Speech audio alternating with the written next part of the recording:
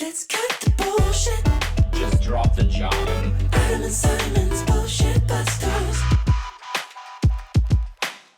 Hello, everybody, and welcome to the Small 99 podcast. My name is Simon Batchelor, I'm Adam Bastock.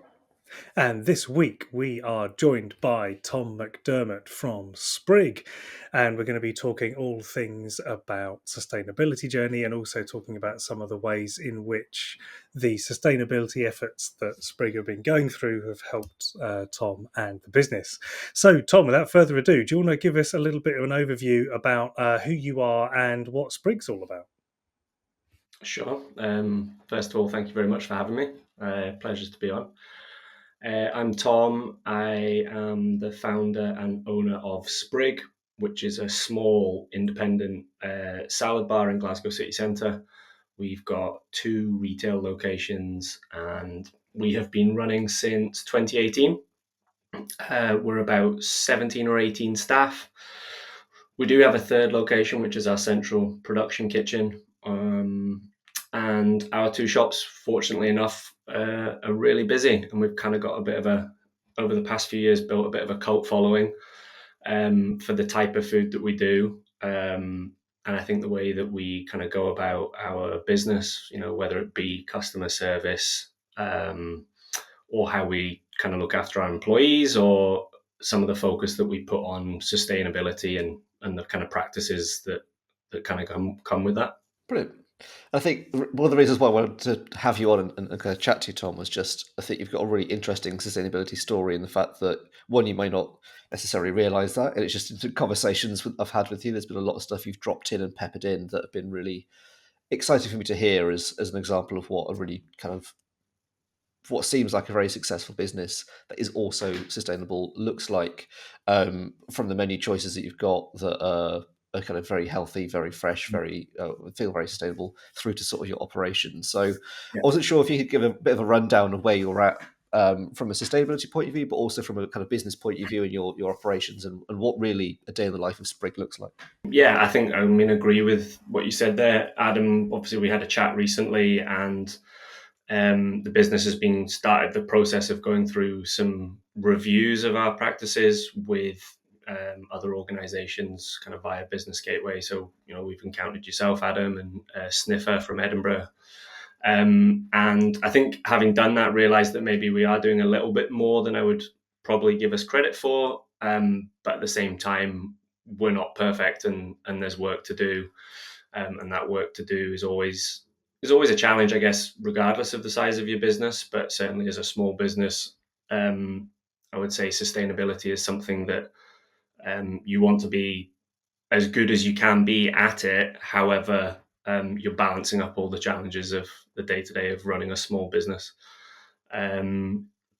We, I guess, operationally, we are fairly sustainable in terms of our menu. I would say we're heavily plant-based, which is obviously something that is growing in popularity and appreciation for sustainability reasons, and also the health benefits. So whilst we do have some meats on our bar in the form of chicken, and we've got tuna for fish, the vast majority of our bar is either vegetarian or vegan. I think that's probably one of the reasons why we're popular, is because increasingly people want to eat plant-based foods. There's much more interest in eating food which isn't meat, and a lot of people are making decisions not to do that for sustainability reasons. And there's dietary reasons as well. I think people have got a lot more awareness about kind of what they should and shouldn't be eating, whether it be gluten or whatever. And our menu, I guess Sprigg is this kind of custom bowl option where you can come in and choose any ingredient from a vast range, sort of 45 ingredients. So the permutations and the number of kind of combinations you can go for are huge. And I think sustainability wise, it kind of it's part of our ethos. Like I said, I don't think we're perfect, but starting point for sustainability for us is we're a real living wage employer. And I think quite often, like conversations around sustainability, you're always thinking about materials or emissions, and certainly as we're going through the kind of review of the business, that is what the focus is on, and probably rightly so. But I do think of being a real living wage employer um, as a sustainable practice, and really the one that anchors the business to an ethos of sustainability, and that kind of all wraps up into looking after your staff, and making sure that as a business you act in a good way, in a way that contributes to the kind of community and the economy in which, I guess, as a business you take from in the form of payments from your customers. It's about having that mindset of, what are we doing to kind of give back or make sure that that environment and community that we operate in, we're doing as little damage to it as possible. Yeah, so we start with the staff, and from day one, we've always said that paying the minimum wage is not something that we would be happy to do. Staff are a key part of our business, and linking that into sustainability and sustainable practice, quite often, there is a cost to being more sustainable. Sometimes that choice is more expensive than the non-sustainable option. So if you have a workforce where you're saying, well, I'm going to pay you the minimum that I can, you're not really empowering that workforce to then go out and make sustainable choices, which, like I say, that additional money in their pocket may allow them to make. And that might be as simple as going and buying a coffee from another independent business that's made good choices around about the materials that are in their coffee cup, or where they're sourcing their coffee from, rather than going and buying the cheaper coffee, which hasn't been sourced in a way, with sustainability at the forefront. So yeah, it's probably where our sustainability journey starts. Lots of things going on in the business at the moment. We just over about a year and a half ago launched a reusable bowl scheme, which is maybe too strong a word. Certainly in Glasgow anyway, it feels kind of like it is pioneering. There's not really anyone that I know of in the UK who, as we're primarily a takeaway food business. I'm not aware of any sort of takeaway food businesses who are going to their customers and saying, do you really need to have this food in a bowl that you throw in the bin? Or can you take it in a bowl that you can reuse multiple times, hundreds of times, and bring that bowl back to us? And what we've opted to do is essentially charge for a disposable bowl. So a little bit like the plastic bag charge that came in many years ago and is just kind of part of society now, and was very successful in reducing the amount of plastic bag and disposable bag usage. We've gone to our customer base and said, we're actually going to charge you 50p for your disposable bowl and lid. If that's unappealing, well, here's this reusable bowl that you can deposit from us at cost price, £6.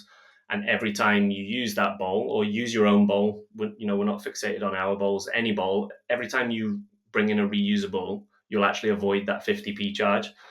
We're lucky to have a really high recurring customer base. So that reusable bowl scheme has been really effective in reducing the impact of our business. That biggest impact is definitely our disposable packaging. There's no way from hiding from it as a takeaway food business. And that's something that we want to expand and grow. Other things that have been really great, we touched on this earlier, Adam, was the introduction of cargo bikes for deliveries of, I guess we call them catering orders. We, as a food business, obviously the majority of our sales come from customers walking into our shops, but increasingly we get more and more requests from offices as they're repopulating since COVID, who want a lunchtime delivery. It's not large, so we do large catering as a business, maybe 100, 200 people, but we get a lot of orders that are maybe more around the 7, 8, up to 15, 16 people. And those are orders that we can fulfill from our retail locations, but historically, we struggled to kind of deliver them ourselves. So we have a van in the business for moving food around from the production kitchen to the retail locations. And we were always trying to fit these delivery inquiries into the van, literally, and have the van drive around the city centre and deliver these orders at awkward times. And we got approached by a cargo bike company called Mungo's Messengers, who are like a I guess there's increasingly more of these companies. I guess they're like a last mile delivery company. And credit to Mungo's, they knew of Sprigg, they knew that we were busy, and they were looking to make sure that their schedule was busy. They're based in the city centre anyway because they're doing the last mile stuff. And they came and said, look, if you've got any deliveries that we can make for you, let us know. And I sat on that for about 6 months. I don't know why it took me so long, but we started using them, and it's opened a huge number of doors for us. Because our shops can build these kind of medium-sized orders, we can call them, and just, an hour before, arrange with Mungo's messengers, can you come pick this up and deliver it down? And it might go half a mile. They go as far as Govan. I'm glad that they've got electric bikes now, but they were pedaling as far as Govan. And it's opened a huge kind of opportunity for us, which is when these inquiries come in, even at very short notice, we can just turn around to the customer and say, yeah, no problem. And we're going to deliver this to you on, emissions free on an electric cargo bike or on a pedal bike. And it's been brilliant, actually. And that's something we developed with Mungo's maybe, we've probably been working with them a couple of years now. And I underestimated how positive that would be for the business and how many kind of sales opportunities it's opened up for us. I hadn't really realised that those orders before were quite a burden for us, and probably our van driving around the city centre to deliver one or two small orders was really not environmentally friendly. But to have somebody come and pick one up on a bike or two orders, we stack them up with them. And we use Uber as well. So Uber Eats is the vast majority of those deliveries because of the short distance is also going out on e-bikes or pedal bikes. So that's probably something that's a positive news story around the kind of sustainability of the business. But I think that's what's key with just picking up on the cargo one quickly is it's not just sustainable in terms of the kind of the mileage, because even if a van's doing a couple of miles around town, it might not be a huge amount of emissions. For me, it's more the financial sustainability of it, in the fact that, well, it's actually going to be really expensive to have that van running, both in maintenance and fuel costs, whereas that e-bike or e-cargo bike, even though you're working with a third party, to deliver those is still going to be probably, well, you tell me, but it seems like it's going to be more profitable per mile or per sort of order than it would be if it was in a diesel van. Definitely, because I mean the nature of these orders from our customers, these medium-sized orders, is they're erratic, and there might be a day where there's none, and there might be a day where there's 3 or 4. But even when there's 3 or 4, you can't justify having a member of staff sort of. If you think about the staff in a hospitality business and a food business, everybody's coming in to do a pre-planned shift with a purpose. So you can't really afford to put somebody on you be our driver for the day in case we receive 2 or 3, medium-sized orders that our customers would like to have delivered. Obviously, that's where companies like Uber come in, and they've obviously facilitated people being able to get food delivered at short notice and over short distances. But a lot of our customers, are ordering a volume of food that doesn't attract them to an Uber, or it's a corporate customer, and they're coming to us direct. And whilst we're delighted to use Uber, being able to fulfill those orders directly ourselves is also of a financial benefit to the company. But like I say, you can't have a member of staff almost sitting doing nothing. And if you've got a member of staff who can kind of drive a van, you have to say, well, what else are they doing that day? And at the moment, obviously, we move food from our prep location to our retail locations every day because all of our food is prepped from scratch and is fresh. But at the point at which the shops are stocked, you're talking fairly early in the morning, like 8, 9 a.m. At that point, there's no other function really for the driver in the business, and they would return to whatever else we've got planned for them that day. They might be working in the kitchen, they might be working in one of the shops. But yeah, it's almost it's beyond sort of the financial benefit. It's actually kind of impossible for us to justify having a driver because the volumes of these orders are not large. So it's been just a great partnership alongside Uber. And I mean, our direct sales, which we call them, is where customers walk into our shops, have recovered substantially in the past sort of 6 to 9 months. It's taken a long time since COVID for the city centre to get busy again. But these delivery orders and using the cargo bike courier is increasingly becoming a really important part of a side of the business that we wanted to scale, which is catering. And yeah, we're probably doing 8, 9, 10 of those sort of medium-sized orders per week, and it's effortless. And credit to Mungo's Messenger. We have a WhatsApp group set up. It's got the mobile phones in it that are based in our shops, our work phones, and whoever's manager or supervisor in the shop shift that day. If an order comes in on email, hey, can I please get 8, 9 bowls delivered down to say down towards the river or something not far away, then we can just jump on, arrange it with Mungo's Messenger, and they're usually there within about 45 minutes or an hour to pick the food up and deliver it to the customer.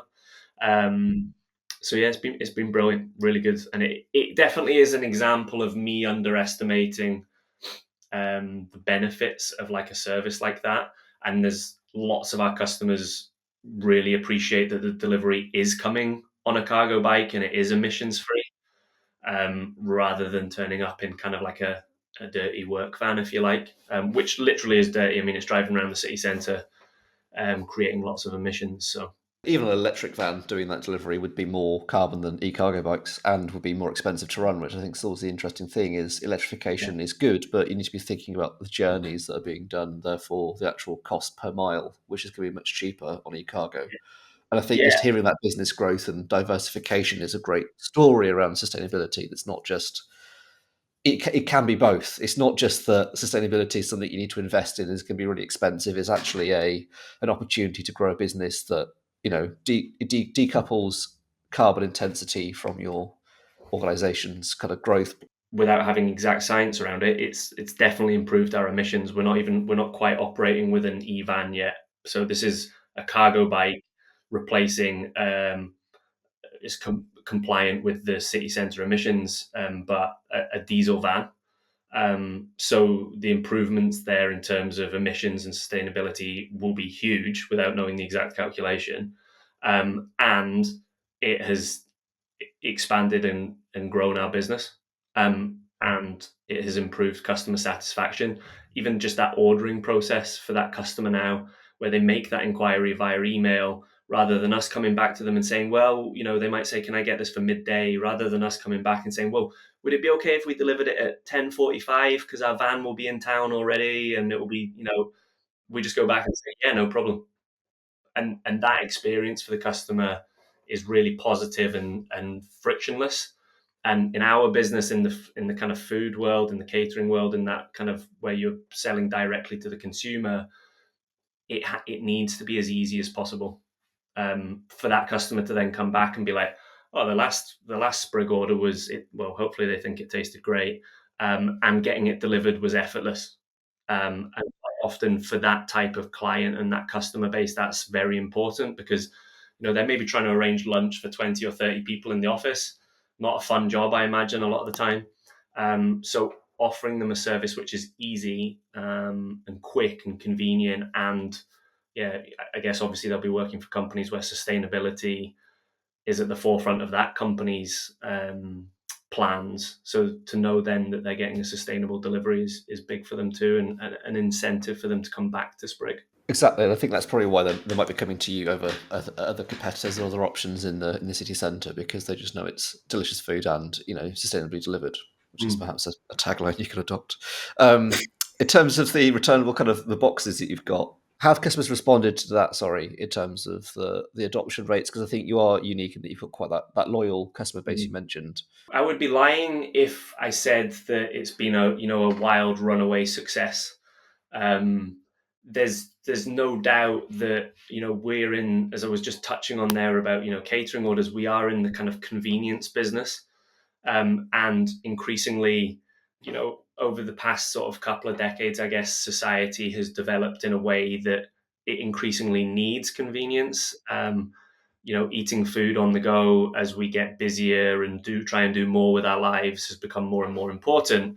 And one thing that removes that convenience with food is if you give them that food in a vessel, I guess in a bowl in our case, that they can't just throw in the bin. So I don't think the success of the scheme is dependent on whether people want to avoid wastage or not. I think on the whole, in particular in our customer base, loads of customers want to avoid wastage and throwing that bowl in the bin. But at the moment, it's a obviously a kind of a challenge to overcome the inconvenience of it. But that's why we launched the scheme. Any sort of given month, Sprigg as a customer base, about 45% of all of our customers are returning customers. So in the sort of first year that we ran the scheme, I think we achieved a 7% usage rate. So by that, I mean, of all of the bowls that we sold, 7% went in reusables. We have long-term ambitions for that to be much higher. I would love to see that at 25%, crazily, maybe 50% would be lovely. Maybe one day we can be disposable packaging free, but like I say, when you balance that up against convenience, that's a challenge. But I've kind of got some thoughts around that. But 7% of, I think, in that sample year where I took the 7%, we had sold something like 89,500 bowls approximately. So 7% isn't an insignificant number in terms of the number of bowls and lids that we stopped going in the bin. And if you think about a Sprigg bowl, it's actually two bits of disposable packaging. You've got the bowl and the lid that goes on the top of it. So, that's 180,000 pieces of disposable packaging across our 90 odd thousand bowls. 7% of them we removed from the waste stream, and obviously removed from our purchasing as well. And that savings then that we passed on to the customer as well. So it's a small percentage, but it was a start. And around about the time that we launched it, we had a challenging sort of year that year. You guys might remember, obviously, well, you will remember, we're still feeling it. The cost of living skyrocketed, and it skyrocketed for business as well. So overnight, our electricity prices went up fivefold. Food costs shot up. As a small food business, we launched that scheme at the start of what became an incredibly challenging year just to stay afloat and survive. So we didn't promote the scheme, and probably to this point we haven't shouted about it enough. But given that we haven't really done a huge amount, and we were at 7% without any effort other than to just put the bowls in front of our customers and add that sort of penalty charge on the transaction of, you want a disposable bowl, it's 50p. I do think that with more effort and more marketing, and that's something that we've talked about, Adam, and you're potentially going to help us with, and maybe some numbers around about the impact of using a reusable versus disposable can have, particularly if you're a regular customer of Sprigg.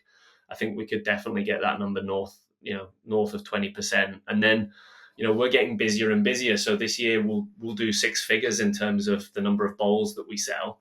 So if then you say, well, you could get to 20% of 100,000 bowls, that's 40,000 pieces of packaging that haven't been bought by us and then haven't had to go into recycling or waste streams.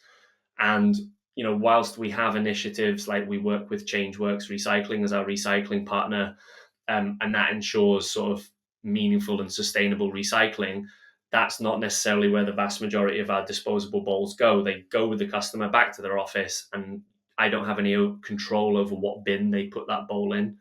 So I generally think of all of our bowls that we don't get back in terms of the disposable ones, as general waste, because we know how, unfortunately, how unsuccessful the UK's recycling rates are. So the reality is probably most of our bowls are being incinerated or landfilled. So yeah, I mean it's a good scheme.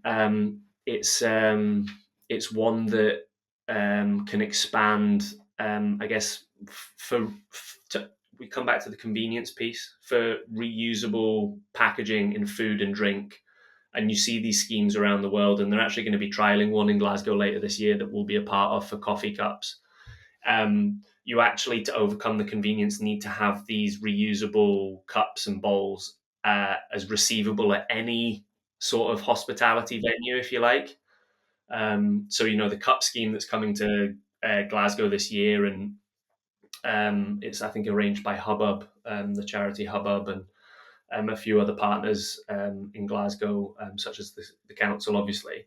They're getting as many venues involved as possible, and it's across a whole spectrum of businesses. So it might be, Starbucks, right down to us as the small guys, Sprigg, and we're all going to be involved in accepting these reusables back. And that starts to overcome the convenience thing, and that's when you could maybe really ramp up kind of culture around reuse, which is to say, okay, this bowl might be irritating for you right now because you're not planning to come back to Sprigg for a couple of weeks, but if you are going to visit this other food place in the next 2 weeks, you can actually take your bowl back there or use it there.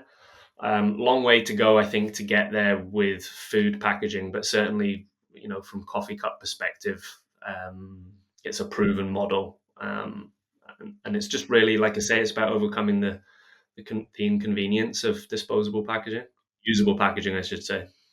Well, I should probably hold my hands up at this point and say that I have been to Sprigg twice in the past month, and both times I've probably used a disposable container because it is a convenience thing. I've been running through town and been like, oh, do you know what? I just want something that's kind of fast and healthy. Ran in, grabbed it, ran out again. And I've not really been in the mindset of thinking I need lunch and therefore I'll take like a lunchbox in or something into store to do it. But I mean, those numbers you've pointed out are quite staggering, really, and that will probably influence my decision more than anything else. If you're doing, let's say, to make the maths easy, 100,000 bowls a year, that's like 50,000 bowls, 2,000 bowls a week, essentially, in terms of packaging that's then being disposed of, which, and this is what went through my head, is that I was like, well, yeah, I've only had it twice. It's only 2 bowls. It's not going to make a huge impact. The problem is that you've got 1,999 other people who are saying the same thing in their head, and it just stacks up. And that is to emphasize, your stores are both relatively small. You've got two shops in the entire of the centre of Glasgow. Thinking times that out by even Suckill Street, where one of your locations, and how many fast food or lunch places are down that street, you're talking probably hundreds of thousands of units of packaging a week that are therefore being disposed, and that is where it gets more interesting with that systems change that you're discussing. It's colossal, yeah. I mean, across the UK, billions, yeah. Yeah, but I think those numbers very quickly become too big to digest, and I think this is where having it in a local weekly figure suddenly makes it feel really close and accessible. But again, it's those financial benefits that you might see, and that you're going to be. It's just how the effects of that stack, in that you'll be saving money from all of the packaging that you're buying, because that is waste, that is carbon that is being purchased and disposed of immediately, Yeah. and you're paying for that, which is an inefficiency in the system that you are addressing, which I think is the opportunity there. Can't talk today, which is not good when you're doing podcast recording, everybody. But there we are. I'll pass over to Simon for some professional podcast questions. I think it's a really interesting idea, the bowl scheme. I've not heard of that before, so I really like that idea, and I think there is an element of, even if someone sort of questions it and then just buys the other bowl, it's getting them thinking. And I think increasingly we're talking to businesses who are signposting as part of what they do in their day-to-day business activity towards either, we've made this big investment which is behind the scenes and you don't ever see it, but this is what we've done. And sometimes that can be the system change that people, or the nudge that people need to consider something differently. And if you think, well, you're in a business area of Glasgow, you've got corporate clients coming to you, the people receiving the messaging of your, just in your store, are making decisions within their own business. So if you can start to communicate, well, actually, buying one of, or reusing this bowl helps save 2,000 units a week from going into landfill, might make someone in their business say, hang on a minute, we're using 10,000 water cups a week in our, and they might make a switch purely from seeing a poster. So this is something I think that is not tangible, and it's not necessarily something that adds to the bottom line of a business. But I think increasingly we're seeing businesses saying, well, actually, it does feel good to be making, a knock-on effect, that sort of network effect of change. That feel-good factor is an interesting one, definitely, Simon. I think particularly for me, as we've kind of come out of that survival phase that I was talking about, where our costs went through the roof, as things have started to ease off a little bit. And also as we're experiencing a much more meaningful recovery in the volume of people that are coming into Sprigg in the city centre, as more people return to the office to work and stuff, it frees you up as kind of like a small business owner to enjoy certain sides of your business a bit more, and the reasons why you started a business and went into it in the first place. And that is really to kind of push and look to challenge yourself and challenge the business to get better. And the horrible thing about survival mode is you just cut yourself down to all the absolute necessaries, and you start making decisions just around about how to stay afloat. And that's sort of, I refer to it as like his back foot type business, where you're just always on the back foot, you're always trying to save, and it just feels negative.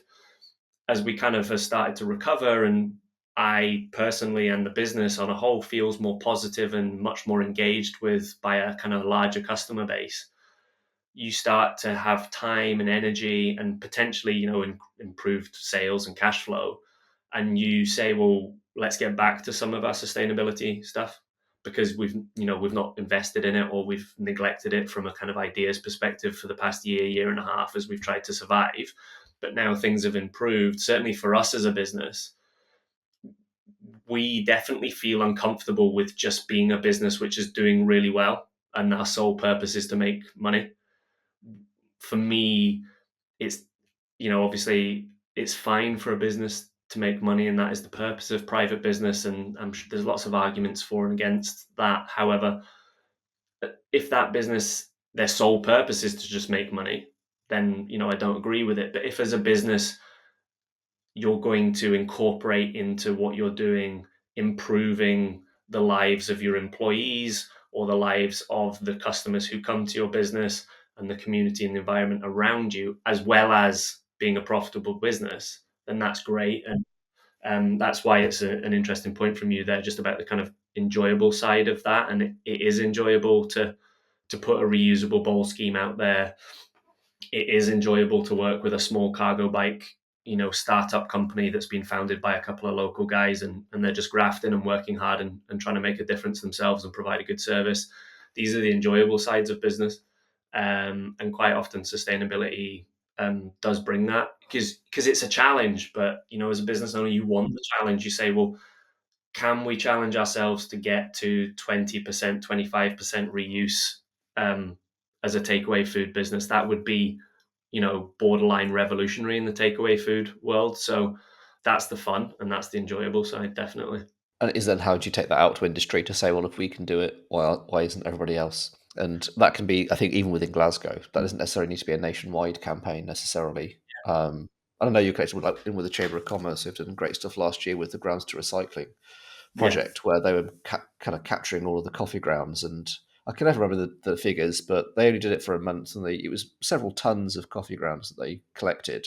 And that was out of about 10 or 15 different stores, compared to, just the scale of this gets quite, it's not scary is the wrong word, but I think the opportunity of tackling this really adds up, in that we've got 50,000 businesses in Glasgow who are all saying that we're too small to make a difference. And you start realizing that actually when one business like yours starts saying we can make a difference, and puts the figures together for it, you go, well, okay, so maybe that other 49,999 need to also start moving on this journey, and the opportunities that are there for it. That was a brilliant scheme, and it probably just shows where there's a bit of a ceiling for us as an individual, if you like, as an individual small business.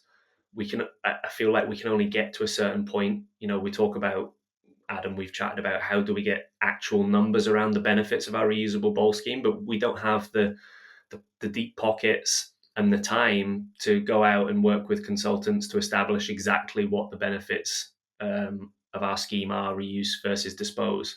But when you talk about schemes like as grounds for recycling, when you have that sort of parent organization involved, and you scale an idea out across lots of businesses, all of a sudden you can achieve bigger things and have more of an impact. And that's definitely something which is hard as a small business. And we're like I say, we've turned our time and energy towards working with organizations, and we'll continue to do so over the next sort of 6 to 12 months to see where Sprigg can get to in terms of our own personal improvements. But exciting to see the coffee cup scheme that's coming to Glasgow later this year, the reusable coffee cup scheme. And by getting lots and lots involved and having that sort of parent organization with the resources and the skills and the time and the knowledge and I guess the finances to really set something up, then like you say, if you get lots involved, then it can actually have a big impact very quickly. And it's just showing the inspiration that it can be done. And this is why I wanted to chat to you, is that it's going to make you more money in the process potentially as well, or at least drive customer loyalty and have that story to be. That's why I walk to you rather than past some other places on Circular Street. Yeah. Sometimes. One of the things I wanted to bring up as well was, and this is a conversation we had, was you mentioned earlier Sniffer, who are an organisation that I'm not sure how they got the name Sniffer, but it's very memorable at least, which is a kind of a climate adaptation organisation in Scotland. I was just curious about the work you've been doing with them and if you could expand on that. So we were referred to Sniffer by Business Gateway because we had approached Business Gateway. Glasgow City Council are running a green grant at the moment. So you can access funding for green initiatives. Our original motivator for that was actually expanding the reusable bowl scheme, because as it grew in popularity, we needed to increase our stock.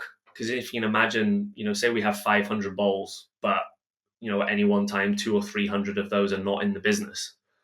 And there's this kind of turnover rate. You actually need considerably more bowls in order to keep it going, because we've got a lot of customers who maybe will only come to us once or twice a month, so we might not see that bowl very often. We've got customers who are coming to us maybe 3 or 4 times a week. And as people deposit for the bowls and more exit the business, we've had to expand our stock. So we went to the Green Grant for funding to expand the reusable bowl scheme, and we haven't yet got there. But there was a lot of unknowns about how to qualify for the Green Grant. And one thing that Business Gateway have said to us is that we need to go away and engage with organizations, I guess professional organizations with knowledge and know-how in this sort of green and sustainable space, to help us understand what we're getting right and what we're getting wrong, and where any funding that we get would be best spent. And that led us to Sniffer, who they were lovely to work with. They essentially came on site. They visited all 3 of our business sites and did an interview with me. And they looked at how we were going about our day-to-day business, and then wrote a report to make recommendations on maybe what we could improve, or actually largely what the report focused on was climate resilience, which was a bit of a surprise for me. And that's been a bit of a wake-up call, because the business is actually facing some challenges that are being brought about by climate change. So yeah, Sniffer were just a sort of a knowledgeable professional organization to help us focus a little bit on what you're currently doing, what can you improve. And then we've now moved on from Sniffer to an organization based at Strathclyde University called Extend Plus. And that is because Business Gateway need us to have some actual facts and figures around about our emissions and the impact that our business is currently having, particularly from a carbon perspective. So what's exciting is we've been put in touch with Extend Plus, and this is really what helps with that ceiling that I was talking about. I don't really have the finances or the ability to calculate, our impact in terms of carbon, and what changes, what improvements could be brought about by changes in investment in the business. And that's where Extend Plus are going to come in. So they're going to review the business and actually put some figures on that. And also they're going to look at the initiatives that we've got as ideas, maybe the reusable bowl scheme, or improving our refrigeration, or installing air conditioning. And they're going to say, what impact that will have. And then that will form the basis of our application for the Green Grant. So that's where like Sniffer and Extend Plus and have come in. And could you expand a little bit on the climate impacts that you said you're experiencing? That's a really interesting outcome of the sort of sniffer work, I think.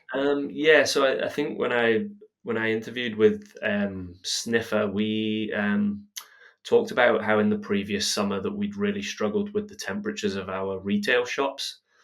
When we opened 5 years ago, 5.5 years ago, down on Ingram Street, we didn't install air conditioning. It was a north-facing shop, part of a larger building, and it was relatively cool. So we just didn't feel like there was a need for aircon. We put in good quality extraction just to keep the air in the shop clean and moving and extract heat from things like the coffee machine and the fridges. And up until sort of last summer, that was fine. And maybe the summer before that, we started to notice it. But temperatures in the shops have really ramped up. And then our shop on Sauchiehall Street, again, when we opened it almost 3 years ago, didn't put aircon in, just followed the same model as we did in Ingram Street. We hadn't needed aircon to that point. The shop was functioning fine. Um, but the Sauchiehall Street shop is part of a larger building, McClellan Works, as it's now known, McClellan Galleries, and the renovation there was done um, Bywater, they're called, from London, and they had a real focus around sustainability and the materials that they were putting into this old building to significantly improve its sort of energy rating. It's also a south-facing shop, our Sauchiehall Street shop. When it first opened, first summer, we didn't struggle hugely with the heat, but last year we experienced internal temperatures in that shop of sort of 35, 36 degrees, to the point that, it was impacting our staff health and posing questions over food safety because your fridges are struggling to stay below 8 degrees Celsius. So yeah, we talked to Sniffer about that, and they weren't hugely surprised. It's kind of like I guess a known fact that particularly in city centres and built up areas, that as average temperatures are increasing, built up areas in particular are feeling the heat, pardon the pun. And yeah, we're grappling with that, and we're actually in the process of having air conditioning installed in Sauchiehall Street as I speak. I say as I speak, but this evening I think the installation's being finished off. We're hoping to get some support, through either interest-free loans or the Green Grant to help put aircon into our other location. But Sauchiehall Street, the temperatures are so severe that I've had to just crack on without any sort of financial support. So I think we're looking at maybe an install cost of about £5,000. We're also going to line the windows, and this is happening next week. And this was a great suggestion from Sniffer. And when they first made it to me, I was like, there's no way that that's any good. But basically, we're getting tints put on the windows of both shops. So you can get a specialist heat reducing tint, which actually drops the heat penetration through the glass of the shops by 66%, which I was surprised by the effectiveness of it. Sniffer suggested it. And like I say, at first I was like, there's no way that would help. But I went along to a shop that is near to us on Ingram Street. So I got a quote from a company in Glasgow, and I asked them, have you installed this anywhere else? Literally down the road, a shoe shop. So I went along to see them, and they were raving about the impact it has had. They'd actually installed it. They were already air conditioned, but they installed it to reduce the damage the sunlight was causing to their products through the window. And they said it was really effective. So yeah, what else did we find from Sniffer? Climate change related. Our shop on Ingram Street is at an increased risk of flooding. We haven't experienced any issues with it yet, but we're sitting in a little hot zone in the city centre in terms of the heat map of flooding risk. And I didn't realise that the shop was. And apparently that risk is increasing for that area of the city. So yeah, climate sort of resilience to climate change is real for me right now, as we face down the kind of cost of the aircon install in a shop that up until a year and a half ago was functioning fine without air conditioning. And as I probably will have to install it in Ingram Street, there is a slight difference there because Ingram Street's north facing, and because it's a smaller shop, it just ventilates more easily. It's just not dealing with the same temperatures as Sauchiehall Street, but it is definitely markedly warmer than it was 3-4 years ago. There's some sort of joke to be made here about a salad bar in Glasgow being under pressure from heat stress in summer in Glasgow, of all places. Yeah. But I think that really highlights the impact, right, of how this is all coming through and how cities aren't being designed necessarily in a way to protect against this. And like the localized flooding is interesting. And for those not, in Glasgow, your shop's not near any rivers or water, really. It's, a good 15-minute walk from Ingram Street down to the Clyde. Yeah. So that's just going to be localized heavy rainfall that's impacting that. And it's those knock-on effects of that extreme heat as well, of how that's affecting customers. How is Yeah. that going to, drive footfall away during peak times and maybe evenings during summer? It really does, particularly when you combine it with the kind of the work from home culture. So more and more people are coming back to the office, but everybody has really retained that ability to work from home. There's a reason why we're busier on a Tuesday, Wednesday, Thursday is because Monday, Friday's much more common to be a work from home day. But what we've noticed compared to pre sort of COVID and the work from home culture is our shop sales fluctuate much more heavily when there's, and I mean, when I say adverse, it's not adverse when there's adverse weather. And what I mean by adverse weather is, heavy rain. So we're finding that if we're on a really wet day, heavy rainfall, before that would maybe have an impact on your sales of, 10 to 20%. But particularly if you put into the news any concerns about travel, we're seeing 40 to 50% drop off in our shop performance on a wet, stormy day. The kind of stuff that you used to associate with, like, if it snowed and like the trains would, you'd be like, right, we're going to do 50% today of what we normally would do, make much less food, prepare the staff that they might be finished a little bit earlier today than they normally would be. Now it's like, oh, it's raining this week. Should we drop the amount of food that we produce? So it's not, that's not just climate change. That is definitely like the work from home, the ability to work from home, meaning that people will, if they see that kind of that weather pattern, they think, "Do you know what, I'm just going to stay at home today and work from home." And fair enough, in a lot of ways, they don't want to embrace the kind of challenge of traveling. If the trains are potentially going to be cancelled, or you don't know, or you're just going to get soaked through on your way to work, say you cycle to work or whatever, you're just not going to do it. But yeah, I don't know the science or the facts around it.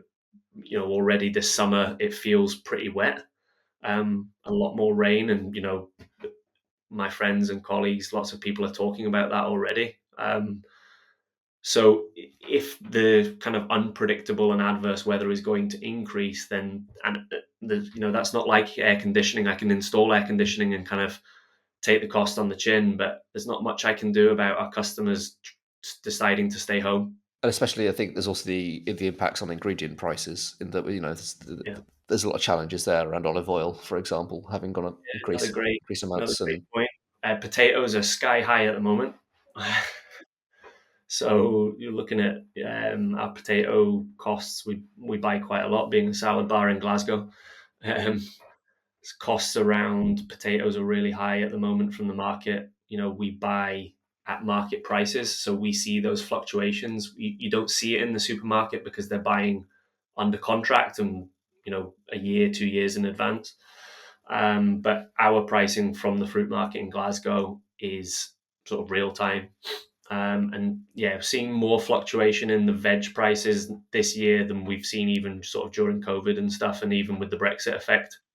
Definitely noticing a lot more fluctuation, and with the weather this year, lots of concerns. And as you've seen in the news and stuff around about farming, we should be entering a really exciting period for the business, which is UK growing season, when we can source large portions of our menu from the UK. As we were talking about earlier, from a sustainability perspective, that's great. Something that you want to be able to do. There are things that you can never buy grown in the UK, which are on our menu, but there's lots of things that we can. But I think, with the year we've had so far and the amount of rain and variance in the weather, the people who are growing the food are struggling. Farmers are struggling. And that trickles down into then, the prices that you pay, and whether you actually even get people in the fruit market who are bringing in, British produce, because they won't bring it in if they can get the stuff from Europe considerably cheaper, because that's what their customers are going to want. So that then impacts on choices that businesses can make about where they're sourcing their food from when you start getting squeezed on price. It is that cascade effect, which I think is very hard to understand unless you're doing it day to day, like yourself. And as a consumer, we've seen it with olive oil, probably most obviously, where that's double the price or whatever in the past couple of years. But yeah, I think there is a bit of this lack of awareness of food systems generally and how fragile they are to climate and how that's going to impact on business from a financial risk point of view, which Yeah. is perhaps, having the flexibility to adapt to that because you have got 45 ingredients. I imagine you're relatively resilient because you can adapt your menu quickly, but not everyone's going to be able to do that. And we didn't have to lean on that in the first few years of Sprigg, but in the past couple of years we have. So there was was it last year? I lose track of time. Last year, the year before, the shortage of like tomatoes, peppers. You couldn't get them, and they had to come off the menu for us because you could get them, but the price that you were paying was astronomical. And the benefit of our business model, and I remember writing this in our original business plan like 6 years ago, was that if there are heavy fluctuations in ingredient prices, then with 45 ingredients on the bar, we can make decisions. And as a small business, rather than a big business, we can react to those situations sooner. But like I say, we hadn't really had to up until we actually took tomatoes, peppers, I can't remember what else, a couple of other items off the menu entirely. And these were popular items for our customers. But we were able to replace them with certain things. I think at the time, Jerusalem artichokes were in season, and were as a result competitively priced, and we replaced things with other foods which our customers grew to love.